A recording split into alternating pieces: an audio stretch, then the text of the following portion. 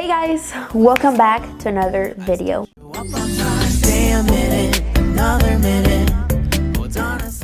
If you're new here, my name is Lucero, and today we're going to be talking about making 2026 our year and how I am personally preparing for it. So without anything else to say, let's get our video started. But before we continue, here is a word from today's partner, Amber Study.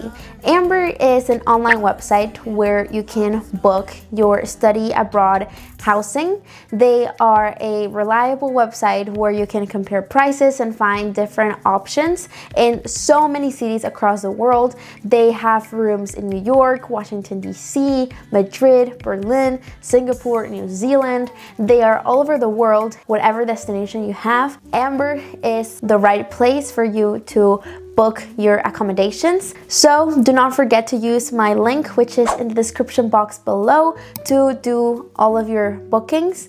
And thank you very much, Amber, for partnering with me. So first and foremost, I am ending 2025 by envisioning what I want for next year. And I feel like this is always such a nice dynamic to make. I have been making vision boards for the past maybe like 5 years. And this year, I even compared some pictures from my vision board to my actual like camera roll. And it was so exciting, motivational, and it filled me with gratitude to see all the things that I have been able to do and all the blessings that I've had and how my dreams sometimes become my reality. And it allows me to appreciate it because it's very easy sometimes to just forget that a lot of things that we have now are things that we've wanted and we dreamed of in the past. Number 2 is setting out my goals and intentions. I think that writing things down, and I'm such like an advocate for keeping a journal. My mom is actually the opposite. She hates journaling. She's like, I don't want people to see my deepest, darkest things. But for me, it's like a moment to reflect, a moment to be with myself and to put my thoughts into paper. So I always create a list of intentions. And for example, for me last year, I was very sad. Like 2024, it did not end on a high note for me. So I remember thinking or writing down like I need to let go of X and Y. I need to work on Y and Z. Like I specifically wrote down very intentional things that I wanted to work on. And now a whole year later, looking back at those things that I once wrote, I'm like, it's so awesome to also see the things that I was able to achieve. And it wasn't material stuff. It was a lot of self-work, a lot of like, I need to become more positive. I need to let go of my fear of trying, like stuff that involved me improving and working on myself throughout this entire year. And then sometimes I look back and it's also nice to see how far we've come, because sometimes we also forget that the things that we have been working towards, there has been progress. And maybe we're not perfect. Maybe we'll never, of course, not maybe, like of course, for sure we'll never reach perfection, but there's still progress, and that's also something that needs to be celebrated. Third, I always reflect on the past year. So my 2025 reflection, I love making those kinds of videos. I think I would encourage you to do an audit of your year. And I mentioned it in that video, which I encourage you to watch. It's so beautiful. Those are one of my most favorite videos ever. I pour my heart and soul into them. But I like to think of what my year was like, objectively looking at the things that I lived, the things that I felt, the patterns that I followed. For example, this is something that I'm not proud of. Something very funny, kind of, but I realized that I started having a lot of conversations with ChatGPT, and not just about random things like, hey, how do I take care of like wavy hair? It was like emotional conversations about me wanting to digest my thoughts and emotions and feelings, and I realized that's not good. That's not healthy. That's horrible. That's not something that I would ever encourage anyone to do.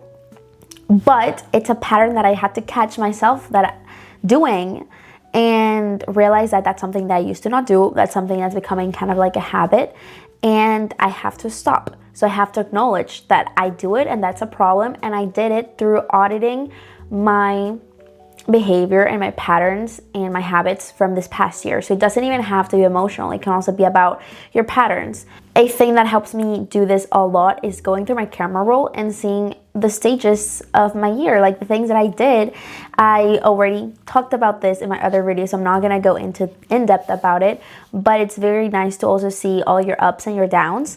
Maybe sometimes bad things happened in the year and then we just think that the whole year was bad, but in reality it wasn't. It was full of also great moments, and we cannot just deem something bad because there was a bad moment. We have to acknowledge and understand that good and bad and happiness and sadness, they coexist. It's not like you can only be happy, you can only be sad. You are both. You're a mixture of both. So your year was full of great things and bad things, and maybe there's definitely some events that tint your year more towards happiness, more towards sadness, more towards achievement, or towards loss. Like, that's so obvious and natural of life, but that doesn't mean that that was every single moment of your year. But only through reflection is that you are able to understand that and dissect it. So I think it's just something that will also help you be more self-aware, and a great habit to have as we grow older.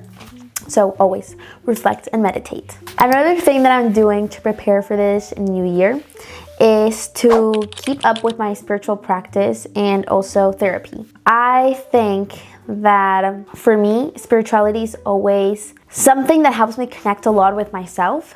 And there's something weird where I just feel like I am more truly myself. Like, the actions that I take are born from pure desires because of pure identity in like knowing fully who I am, and my actions stem from that certainty of who I am and who I want to be.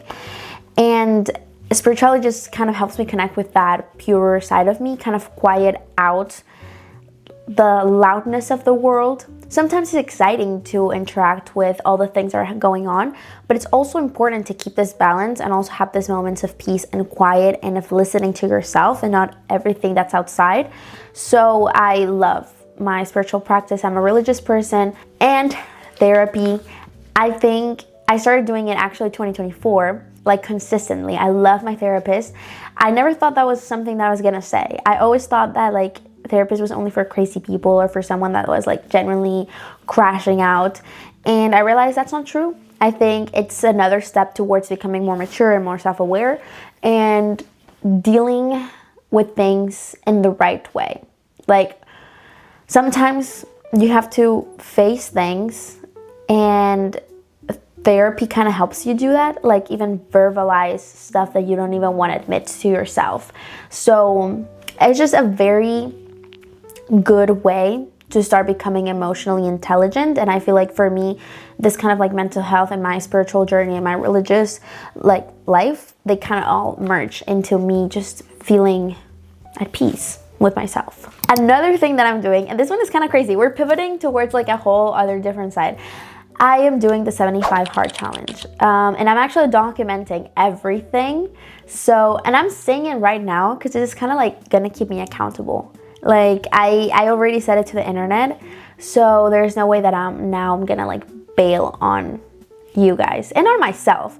So I am trying to record all my progress for 75 days. I've been doing this maybe for like 2 or 3 weeks. So the things that I'm doing as part of my challenge are, of course, going to the gym and working out. I want to make that a priority. I want to make that part of my life. What a better moment to be active and enjoy my health than my 20s. So I'm trying to do that, like build it in a very healthy way. Then I'm also stopping processed foods and sugars, especially sugars. I had been really, processed sugars, okay? Like, I'm still eating honey, I love fruit, like I'm still doing all of those things. But I am not eating candy, I'm not eating sugary drinks, I'm not eating like anything that's processed and we probably shouldn't be eating in the first place. I'm not doing that. And I have even noticed that my skin is very clear. I don't feel bloated at all. So I feel like it's also really good for my health, especially because I'm like such a sweet tooth. And I generally, if I'm not careful and I just eat every single sweet thing that I love, I would probably already be diabetic. Like, I'm the kind of person that would rather eat ice cream for dinner than have actual dinner. I could actually eat like cookies and bread for lunch than actual lunch. That's not good. So I don't want to keep on feeding that habit. Moving on, part of my challenge is also to be very hydrated. This shouldn't even be a challenge. Like, this is actually something that I need to work on. So this is your sign to drink some water, and I actually should be drinking water right now. Like, even the doctor, I went to the doctor the other day, and they're like, you don't drink enough water, right? And I'm like, how do you know? And they're like, your stomach sounds weird. And I'm like, just tell me that I'm like constipated or something. Like, I know I don't drink enough water. You don't need to rub it on my face, but it's something that I'm working on. I just think it's good to be hydrated. The days that I am hydrated, I just feel lighter. I just feel hydrated. Like, I don't know how to say it. My lips are not dry, my skin is not dry. Like, everything just feels like it's working the way it should be working. So just drink more water. And that's kind of what I've been doing, like mindfully always sipping water. Okay, another thing that I added to my 75 hard, and I do not know if this is like part of the challenge, because I don't even think this is 75 hard. This is like 75 medium-ish. But I am stopping heat on my hair. What? I don't know if you can tell, actually. Like, yeah, I'm actually not even stopping heat. I'm taking care of my hair. So, not that anyone really cares, but I had the most beautiful pin straight hair. And if you go back to my oldest videos, you can see that my hair was very like shiny, sleek, straight. And then I started college. I do not know what happened. Like, it just became like a poofy ball. So I started straightening my hair almost every day. And I realized this is not good. My hair is breaking off. I do not want to fry it off. And then I was crazy and decided to color my hair. So I stopped. Partly because I also thought of buying the Dyson, and then I saw the price. I'm like, I can't do this. So I'm going to take care of my hair. And that's what I've been doing. I have been doing like a routine, hydrating my hair, and just like letting it be what it's meant to be. Also, it's my dad has curly hair. So this is like part of my dad's side of things, and I am a lot like my dad. Sometimes I don't like to admit it, but I also maybe have his hair now. We'll see, but it's kind of nice to know that too. And lastly, what I'm doing to prepare for 2026 academically. I'm scared. Just thinking about going back to school, I'm like, oh my gosh, I can't. This semester is gonna be crazy. I'm gonna be making a lot of content. I'm gonna be bringing you guys with me, but I am taking on a lot of responsibilities. So my strength is gonna be in being prepared. So I am staying very organized. Everything is gonna be organized. Of course, I'm gonna use this time to plug in Notion. I am a Notion campus leader, so you should actually follow me for a lot of more Notion tips and content. But I use my Notion to keep track of everything in my life. I'm not even joking. My to-do list, my calendar, my schedule, my scholarships, my law school roadmap, my content creation, like everything is in Notion. It's actually kind of scary. Like, if the app were to crash, I'm done. I would crash with the app. So maybe I should also go back to analog. But in the meantime, I use Notion to stay organized. And how I mentioned, everything is calendarized. So for example, I'm already starting to plan my calendar for content. Like, I already know what days I'm gonna post, what I'm gonna post. Like, everything is already organized. So when it's time to run, when it's time to be hectic and come up and down and just do all of these things all at once, there is always something that's guiding me. Also, when I played softball back in the day, they would tell us, during game, you sink as slow as your practice. Like, actually, they made it sound way better, but the idea behind that was that you're only going to be as good as how good you practice. So I'm only going to be as good as how good my planning is, my strategy is, and like the days that I'm hectic, I'm going to sink as low as my organization. And if everything is planned, everything is structured, I'm gonna be fine. Like, I'm probably gonna crash out a little bit, that's fine, but there's going to be a structure and there's gonna be a plan for me to follow. And along those lines is creating good routines. I have to start building habits and routines and sticking to them. And I feel like I've been pretty good at it, but I'm trying to be even more intentional about it. Like, I need to go to bed early. Sometimes I have the bad habit of, I'm going to bed, I already did my whole entire routine, I even have my bonnet on, and I accidentally open my phone, spend 2 hours on TikTok before going to bed. Why did I do that to myself? Like, I had already journaled, I had already prayed, I had already done everything that I had to do. I literally just had to turn the lights off and tuck myself in bed. I couldn't even do that because deep down, I wasn't disciplined enough to do it. So we're not doing that. We're cutting through that BS. We're going to bed when I have to go to bed. I'm putting my phone down. I'm doing my whole routine, and I have to build a routine that I am going to respect because I have self-respect. And the next morning, I'm going to wake up early. I'm going to go to the gym. Like, I'm going to do all of these things, and they're going to be set, and they're going to be structured, and they're going to be routines that I'm going to respect. Okay? Okay, so that's kind of how I'm preparing myself for this new year, and I hope you guys enjoyed this video. I hope it didn't come off as aggressive and it came off as very motivational, but yeah, I think it's gonna be a great year. And again, I genuinely feel it deep down. It's a year of action. It's a year of putting in all the work that we did this past year to grow and to change and to improve into action. Time to be ready.